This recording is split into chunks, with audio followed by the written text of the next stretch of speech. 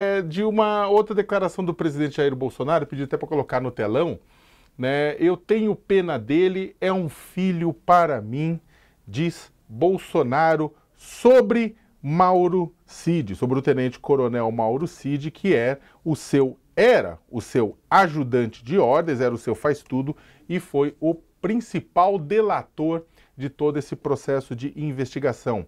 O Bolsonaro, ele, negando as denúncias da PGR, né, disse que tinha pena, exatamente pena, de Mauro Cid. Aspas. Quando falam para o Cid, olha o teu pai, olha a tua esposa, olha a tua filha, vem aquele desabafo dele com alguém que ele nem sabe quem foi. Não adianta falar a verdade, que eles querem outra coisa, disse. As declarações foram dadas por Bolsonaro à revista Oeste. Ele também disse: eu tenho pena dele, ele é um filho para mim, o pai dele, que é o general Mauro Lorena Cid, né, é da minha turma, com tudo o que acontece e a gente vê que há uma tortura para cima dele, né? E aí ele está se referindo a uma estratégia do bolsonarismo que tem afirmado que o Mauro Cid delatou tudo o que delatou com base em tortura, com base em pressão. Agora começando com o Beto. Beto, como é que você vê essa frase, né? Ou seja, vez ou outra você vê o bolsonarismo atacando o Mauro Cid, criticando o Mauro Cid, né? O próprio filho, acho que o Carlos Bolsonaro tinha feito um ataque forte ao Mauro Cid recentemente, e agora novamente o Bolsonaro diz: eu tenho pena porque ele foi torturado. Como é que você vê isso e como é que você vê essa justificativa deles de que o Cid falou sobre tortura? Isso, eu acho que, primeiro, isso revela o que eu chamaria a segunda maior mentira da República Nova. A maior foi a do Tiririca, que falou que pior que tá não fica, a gente viu o que aconteceu depois. Mas nesse caso, eu digo que é uma das maiores mentiras da história política contemporânea brasileira, porque se uma coisa o Bolsonaro mostrou nos últimos anos, é que ele deixa jogado na estrada todos os seus colaboradores menos seus filhos. Se o Cid ele tem como um filho, ele teria tratado o Cid de outra maneira ao longo desse processo e não tratou. Então, obviamente, ele não tem o Cid como um filho, porque o que o Bolsonaro mostrou que é o único que parece preocupá-lo nessa vida é defender a si mesmo e aos seus filhos. Agora, eu acho que essa fala dele fica evidente e cristalina até pelas próprias palavras do Bolsonaro, que ela tem um objetivo. Tenta criar, digamos assim, e fortalecer a narrativa de que o Cid teria feito uma delação sobre tortura. Então aí é uma coisa, a primeira coisa interessante, duas observações rápidas. Primeiro, é interessante alguém ser torturado com o seu advogado criminalista ao lado. E as imagens que nós vimos, o César Bittencourt, advogado de Bolsonaro, parecia bastante tranquilo durante a dita sessão de tortura, né? Aliás, fez um trabalho brilhante com o Cid. Todos diziam que ele era confuso e atrapalhado. O professor César Bittencourt mostrou que é um grande criminalista e da doutrina do direito penal, porque em 2 anos com uma tornozeleira em casa, o Cid está liberado e sua família inteira. Então me pareceu que deu a volta por cima de uma imagem inicial que ele tinha gerado. Agora, além de ter na sessão de tortura o advogado criminal do lado, eu acho que o que revela as gravações do Cid, o próprio Josias de Souza no UOL, foi a melhor definição que eu vi até agora. Ele falou: esses vídeos, na verdade, quando a extrema-direita acreditava que a delação pudesse ser usada como demonstração de uma tortura, o que eles revelaram foi a tremenda obscenidade do governo Bolsonaro e a sua articulação numa trama golpista.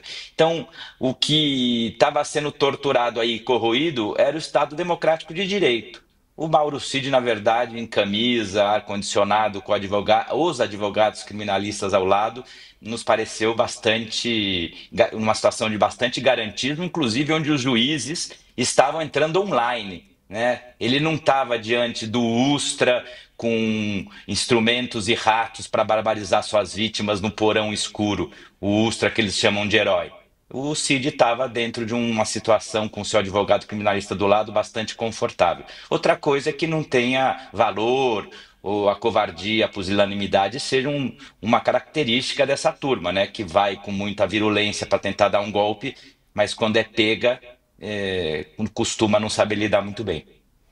O Pichonelli, ele, na mesma entrevista, né, que ele falou que tinha pena do Mauro Cid, ele falou que, por muito menos na Lava Jato, delações foram anuladas, reforçou que a estratégia da sua defesa será a tentativa de anular a delação de Mauro Cid, né? É claro, para quem está nos acompanhando, a delação do Mauro Cid é parte da denúncia. A denúncia não é baseada na delação do Mauro Cid, é parte da denúncia, mas ele fala, vão tentar anular a delação do Mauro Cid, e ele fala o seguinte, chamou a denúncia da PGR de delírio e soltou essa aspas: me apresentem essa minuta de golpe que nunca existiu.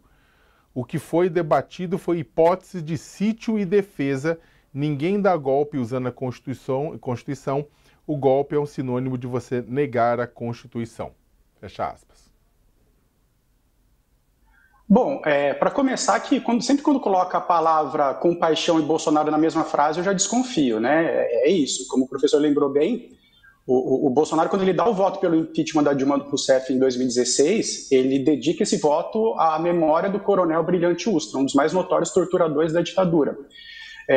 O Bolsonaro é uma das figuras políticas que mais tripudiaram em cima da memória do Rubens Paiva. Quando você tem ali uma inauguração de um busto, de uma homenagem a ele a Brasília, ele é um dos primeiros a ir lá e tripudiar, e quase cuspir ali na cara da família. Então ele não tem compaixão nenhuma por quem de fato já foi torturado na vida, porque enfim, essa é a linha dele, né? Ele apoiou torturadores a vida toda, não tem nenhuma contradição ali. A contradição é ele apelar agora para um senso humanitário quando um aliado, um ex-aliado, entrega relatos do que ele viu enquanto ele era ajudante de ordens da presidência. Acho que tem um pouco de estratégia ali também, tem uma estratégia que é jurídica, que é isso, olha, ele estava sob tortura, ele estava sob pressão, citaram a família dele e tal.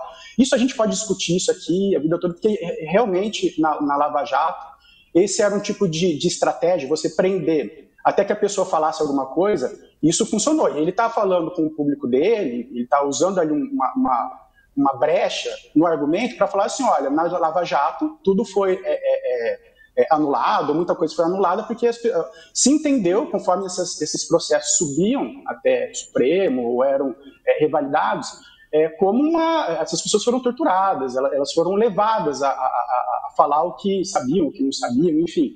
Ele vai usar isso a favor de um ex-aliado dele. E ele também não pode chegar, esse cara não tem a minha lealdade, esse cara quebrou a lealdade, porque esse cara trabalhou com ele durante toda a presidência como ajudante de ordens.